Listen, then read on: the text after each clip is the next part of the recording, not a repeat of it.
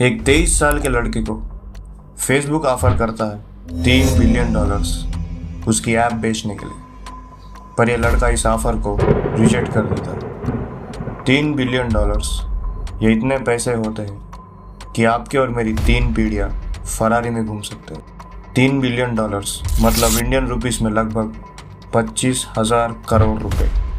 सभी ने इस डिसीजन को बहुत ट्रोल किया। रिलेटिव्स, रिश्तेदार, मीडिया, हर एक ने कहा अर्ली सक्सेस ने इस लड़के को अंधा बना दिया। ये फ्यूचर में कुछ नहीं कर पाएगा और इस ऐप की हालत बद से बदतर होती जाएगी। पर इस यंग मैन को पूरा विश्वास था अपने ऐप पर, अपनी मेहनत पर और अपनी स्किल पर। इसे पहुंचाना था ये ऐप को हर एक फ़ोन तक, और आज हम इस ऐप को स्नैपचैट के नाम से जानते हैं। ये कहानी है स्नैपचैट और उसके founder and CEO Thomas Evin Spiegel की। आइए जानते हैं कहानी स्नैपचैट की हर एक फ़ोन पर आज की इस वीडियो में। The world's youngest billionaire at the age of 25. You've got Mark Zuckerberg offering you $3 billion. That was a fateful. Evan Spiegel is the co-founder behind one of the world's biggest social media platforms, Snapchat.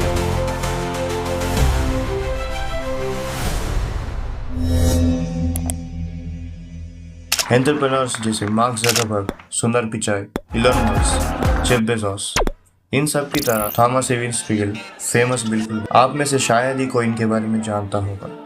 मैं खुद इनके बारे में नहीं जानता था। 2015 में ये यंगेस्ट बिलियनियर रह चुके थे।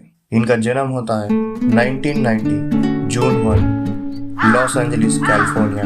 स्पीगल पैदा होते हैं एक अपर क्लास में। इनके दोनों पेरेंट्स लॉयर थे। फादर जॉन डब्ल्यू स्पीगल और मदर मेलिसा आना थॉमस। स्पीगल का बचपन हम सबके ही तरह खेलने कूदने में निकल गया था। स्पीगल की माँ बताती है कि स्पीगल को बचपन से ही आर्ट्स एंड डिजाइन्स में बहुत इंटरेस्ट था, और इसी इंटरेस्ट को आगे ले जाने के लिए इन्होंने ज्वाइन करा famous cross road school California से।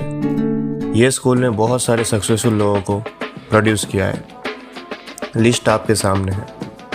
स्पीगल का इंटरेस्ट डिज़ाइंस और आर्ट्स में इस हद तक था कि स्कूलिंग करते हुए भी Otis college of art and design से ट्यूशन्स लेते रहे। ओटिस और एक टॉप नॉच इंस्टीट्यूट है आर्ट्स के फील्ड में, जो इस्टेब्लिश हुआ था 1980s में। ये सिटी का first ever independent professional school of arts था। यहाँ तक सब कुछ नॉर्मल चल रहा था। स्पीगल हर एक नॉर्मल टीनेजर की तरह अपनी स्कूलिंग पर फोकस कर रहे थे। स्पीगल अपनी हाई स्कूलिंग कंप्लीट करते करते इनकी एज ऑफिशियली हो गई थी 18, यानी कि एक अडल्ट बन चुके थे। इसके बाद इनके लाइफ में अगला चैप्टर था स्टैनफोर्ड का। वही स्टैनफोर्ड जिसने लाखों मिलियनियर्स और स्टार्टअप्स और एंटरप्रेन्योर्स को प्रोड्यूस किया, और इसी जगह पर स्पीगल की भी लाइफ चेंज होने वाली थी। Show me your friends and I will show your future. English में एक कहावत है। स्पीगल जब स्टैनफोर्ड में थे, ये मिलते हैं बॉबी मर्फी और रिजी ब्राउन। ये दोनों का बहुत बड़ा हाथ है स्नैपचैट के सक्सेस के पीछे। स्पीगल, रिजी ब्राउन और बॉबी, इन तीनों की दोस्ती एकदम पक्की हो जाती है स्टैनफोर्ड में। किसी भी दोस्ती को काम करने के लिए इंटरेस्ट मैच होना बहुत ज़रूरी है। आप एक बार अपने फ्रेंड सर्कल में नज़र मारो। जो भी दोस्त आपके करीब है उनके साथ आपके इंटरेस्ट भी बहुत करीब है। फॉर एग्जाम्पल, अगर आपको दारू पसंद नहीं, लेकिन ऐसा कोई है जो दारू पीता है और सिगरेट पीता है, उससे आपकी उतनी नहीं बनेगी जितनी उनसे बनेगी जिन्हें वो भी नहीं पसंद। इन तीनों को इंटरेस्ट था ऐप डेवलपमेंट और ऐप कोडिंग, और इन तीनों ने मिलकर एक दिन डिसाइड करा कि एक प्रोटोटाइप ऐप लॉन्च करते हैं जस्ट फॉर एक्सपेरिमेंट। ये तीनों मिलकर लॉन्च करते हैं पिकाबो। स्नैपचैट का पहला नाम पिकाबो। तीनों यार दोस्त मिलकर पिकाबो लॉन्च करते हैं, लेकिन इसमें बहुत सारे मिस्टेक्स थे। दिन भर दिन बग्स, ग्लिचेस और नेगेटिव रिव्यूज को चलते इन्हें ये ऐप बंद करना पड़ा। जो नाम इन्होंने रखा पिकाबो, ये भी उनका नहीं था। यह नाम ऑलरेडी टेकन था और किसी का ट्रेडमार्क इस पे था, लेकिन इन तीनों का आइडिया लग गया था कि ऐप और कॉन्सेप्ट दोनों में दम, तो करे क्या, इसे आगे ले चलते। तीनों ने और मेहनत कर एक नया ऐप डेवलप करा। इस बार इन्होंने सब कुछ नया रखा, फीचर्स, टेक्नोलॉजी और कोडिंग्स, सब कुछ नया। इस बार नाम तक ओरिजिनल और अपना था। इस बार नाम रखते हैं ये लोग स्नैपचैट। स्नैपचैट बिल्कुल नया और फ्रेश था मार्केट में। ऐसा कॉन्सेप्ट आज तक किसी ने नहीं देखा था। इसमें बहुत कुछ थे। 24 आवर्स में मैसेज डिसअपियरिंग, ये किसी ने आज तक नहीं लाया था। और मज़े की बात यह है, इन्होंने स्नैपचैट लॉन्च करा स्पिगल के फादर के लिविंग रूम से।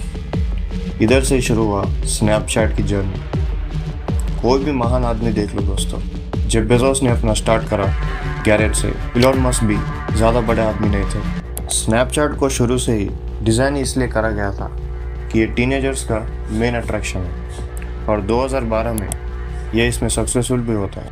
2012 में टीनेजर्स इस ऐप को पसंद करने लगे। अब तक सिर्फ ये ऐप लिविंग रूम से ही ऑपरेट हो रहा था।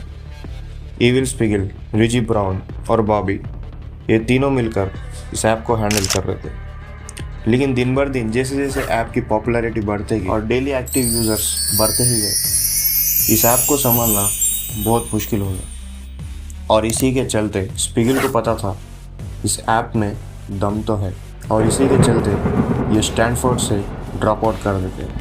स्टैनफोर्ड ऐसा एजुकेशन इंस्टीट्यूट है जिधर जाने के लिए लोग कर मरते हैं। और बात सही है दोस्तों, स्टैनफोर्ड कोई ऐसा इंस्टीट्यूट बिल्कुल नहीं, ये ऐसा इंस्टीट्यूट है जिधर लोग मानते हैं अगर एक बार गुजरे तो लाइफ सेट है। लेकिन स्पिगल भी वही करना चाहते थे, असली मायने में लाइफ सेट। स्पिगल ड्रॉप आउट करते हैं अपनी स्टैनफोर्ड से सिर्फ और सिर्फ स्नैपचैट को हैंडल करने के लिए। इस बार स्पिगल और ज़्यादा सीरियस थे अपने ऐप को लेकर। इन तीनों ने दिन रात मेहनत कर ग्लिचेस, बग्स, हर एक चीज़ जो कस्टमर रिव्यूज़ बोल रहे थे उन्हें सॉल्व करा। ऐप की रेटिंग बढ़ाने के लिए इन्होंने दिन रात मेहनत करी, और इसी मेहनत और डेडिकेशन के चलते ऐप में जितने भी बग्स, ग्लिचेस और नेगेटिव रिव्यूज़ थे सब कुछ गायब हो जाते।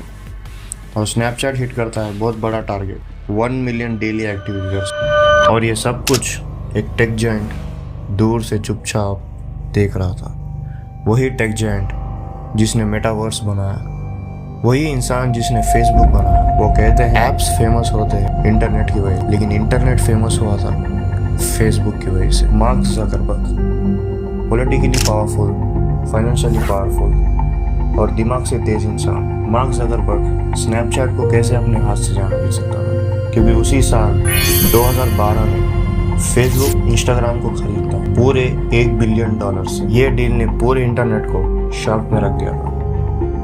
और अब फेसबुक की नज़र थी इस नए ऐप जो कि आग की तरह वायरल हो रहा है, स्नैपचैट पर। मार्क ज़करबर्ग को अच्छे से पता था इस ऐप से बिजनेस कैसे करते। छोटी कंपनीज जिसमें ग्रोथ है उसे एक्वायर करना मार्केट में कोई बड़ी बात नहीं, इससे बस फ़ायदे ही फ़ायदे हैं, नुकसान तो एक भी नहीं। जैसे पहला वाला, ग्रोथ फास्ट होता है ऑब्वियसली, खाना तो किसी ने पहले ही बना दिया, हमें सिर्फ नमक डालना होता है। दूसरा, हमें नई टेक्नोलॉजी मिलती, जैसे स्नैपचैट के पास जो फीचर्स थे वो इंस्टाग्राम और फेसबुक दोनों के पास नहीं थे। तीसरा, टाइम बस। इसका बेस्ट एग्जांपल है 2006 में गूगल खरीदता है यूट्यूब को पूरे $1.65 बिलियन में। तब यूट्यूब को बने सिर्फ 1 साल ही हुआ था, और गूगल को इसमें पोटेंशियल नज़र आ गया था। और आज की तारीख में ये मिलियंस ऑफ पीपल के लिए एम्प्लॉयमेंट और दुनिया का नंबर 1 वीडियो प्लेइंग प्लेटफॉर्म है। ये वीडियो भी आप उसी पर देख रहे हो। 2005 में गूगल एंड्रॉयड को खरीदता है। 2016 में माइक्रोसॉफ्ट लिंक्डइन को पूरे $26 बिलियन में। और ऑब्वियसली मार्क ज़करबर्ग भी यही स्ट्रैटेजी को फॉलो करता है। फेसबुक के ब्रोकर्स जाते हैं स्नैपचैट हेडक्वार्टर्स में और स्पिगल के सामने सीधा ऑफर रखते हैं $2 बिलियन का। इंस्टाग्राम से भी डबल। इस बार लगा था स्पिगल कंपनी को ज़रूर बेच देंगे, क्योंकि फेसबुक के ऑफर को ठुकराना महंगा पड़ सकता है। स्पिगल ने सोचने के लिए वक्त लिया। रिश्तेदार, दोस्त, परिवार, हर किसी ने कहा इससे अच्छा ऑफर मिलना बहुत मुश्किल है। लेकिन स्पिगल को ये पता था कि स्नैपचैट कहीं ना कहीं इससे ज़्यादा पोटेंशियल रखता है, $2 बिलियन से ज़्यादा। और इसमें 3 फाउंडर्स में से एक रिजी ब्राउन को भी यही लगता था। इन्होंने भी अपनी राय रखी कि कंपनी को बेच देते, लेकिन ब्रेनस्टॉर्मिंग करने के बाद स्पीगल ये डिसीजन लेता है कि ऐप को नहीं बेचना, ऑफर को रिजेक्ट करा जाए। स्पीगल को बहुत ट्रोलिंग सहना पड़ा, बात मीडिया तक फैले। मीडिया, पार्टनर्स, ऑफिस वर्कर्स, सबको लगा कि स्पीगल ने बहुत बड़ी गलती करी। इस ऐप का इससे ज़्यादा कुछ भी नहीं हो सकता। इससे ऑब्वियसली रिजी ब्राउन बिल्कुल भी खुश नहीं थे, क्योंकि उन्हें लगा था स्पीगल और बॉबी मनमानी कर रहे हैं। और इसी आर्ग्यूमेंट के चलते रिजी ब्राउन ने कोर्ट में केस कर दिया अपने हिस्से के पैसे के लिए। बात इस हद तक बढ़ गई कि महीनों तक लीगल बैटल इन तीनों के बीच चलते रही। लास्ट में कोर्ट में यह स्टेटमेंट दिया कि जो आइडिया था डिसअपीयरिंग मैसेजेस का, ये रिजी ब्राउन का था। इसलिए इन स्टेटमेंट में $157 मिलियन मिलते हैं। और इसी के साथ रिजी ब्राउन का सफ़र स्नैपचैट से ख़त्म होता है। इसके बाद बॉबी और स्पीगल रुके नहीं, स्नैप पर दुगनी तिगनी मेहनत करते ही गए। नए नए फीचर्स ऐड कर, फीचर्स जैसे स्टोरीज, फिल्टर्स, लेंस, डिस्कवर, ये सब कुछ इतने एंगेजिंग और इंटरेस्टिंग थे कि मज़े की बात इंस्टाग्राम खुद इन फीचर्स को ऐड किया था।